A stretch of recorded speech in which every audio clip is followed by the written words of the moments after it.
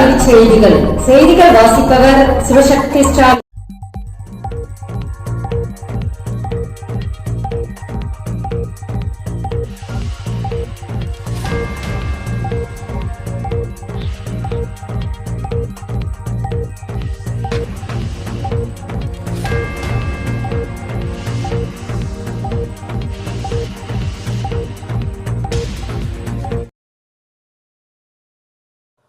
பள்ளிகளில் பாதுகாப்பை உறுதி செய்ய அமைச்சர் உத்தரவு.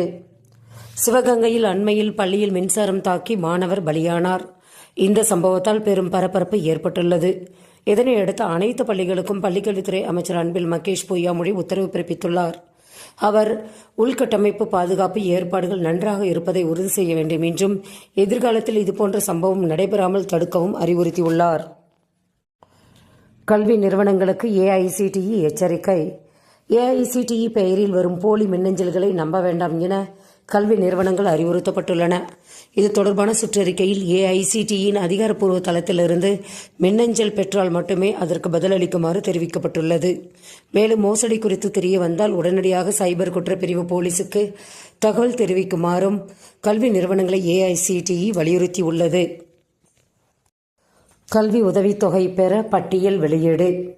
பள்ளி மாணவர்களுக்கான கல்வி உதவித்தொகை தொடர்பான புதுப்பிக்கப்பட்ட பட்டியலை தயாரிக்கும்படி பள்ளிக்கல்வித்துறை உத்தரவிட்டுள்ளது. ஏற்கனவே மாணவர்களுக்கு உதவித்தொகை வழங்கும் நோக்கில் வங்கிக் கணக்குகளை அஞ்சல் அலுவலகம் வாயிலாக தொடங்குமாறு அறிவுறுத்தி இருந்தது.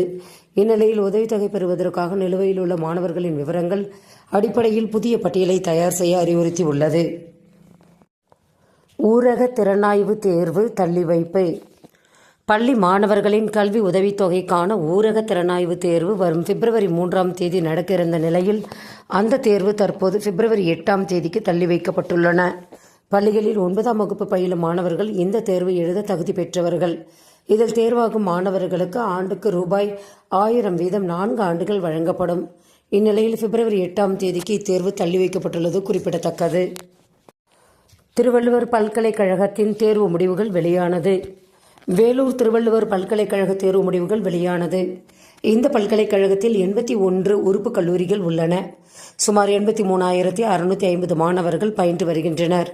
அவர்களுக்கான பருவத் தேர்வு நவம்பர், டிசம்பர் 2024 நடைபெற்றது. அதற்கான முடிவுகள் தற்போது www.coe.tvu.edu என்ற இணையதளத்தில் வெளியிடப்பட்டுள்ளன. செய்திகள் நிறைவடைந்தன. வணக்கம்.